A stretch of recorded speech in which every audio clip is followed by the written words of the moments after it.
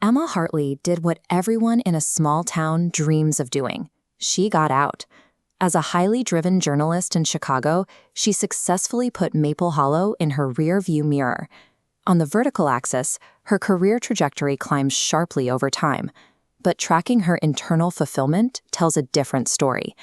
As the career line peaks, her emotional fulfillment plunges into negative space. Her relentless upward mobility has completely depleted her. Right at this point of total exhaustion, an external variable interrupts her downward spiral. Her grandmother's bookshop back in Maple Hollow is failing, and the financial situation is critical. Outrunning her roots didn't result in lasting success. It created a vacuum. And now, a family crisis is forcing her to confront the very hometown she spent her entire adult life trying to escape. Emma treats her return trip to Maple Hollow strictly as a temporary retreat.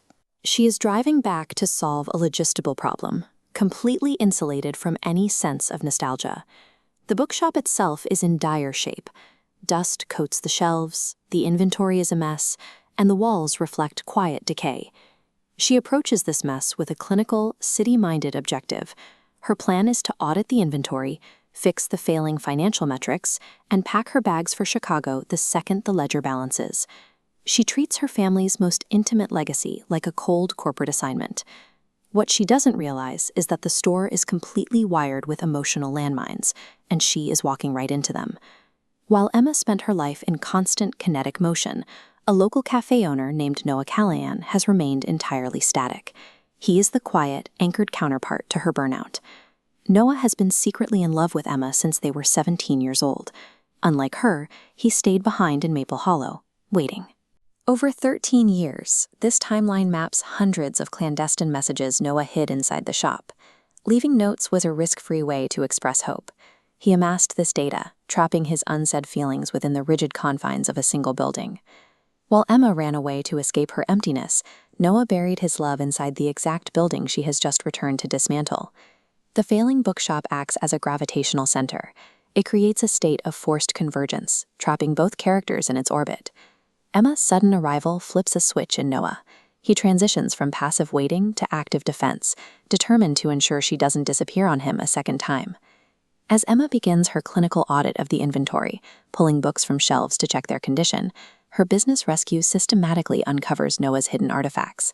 The physical confines of the shop force them into constant proximity. As they work side by side among the dusty aisles, the tight space continually turns up the romantic tension. The bookstore operates as a pressurized engine, forced together by physical proximity and the imminent detonation of a 13-year-old secret. The collision happens when Emma finally pulls a worn bookmark from the yellowed pages of the store's inventory and reads what Noah left for her. Reading these messages shatters her deeply held assumption that her small hometown held nothing of value for her. Discovering these artifacts changes how Emma views her own history.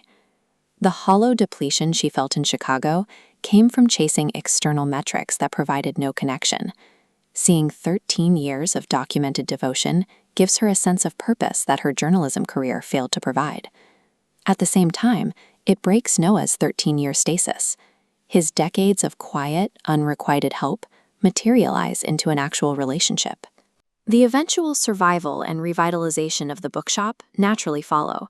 Saving the business ends up being a mere byproduct of Emma and Noah fixing their internal lives. Slowing down and returning to one's roots provides a clarity that relentless momentum never could. Emma simply didn't need a new career. She needed to read the signs that had been waiting for her all along.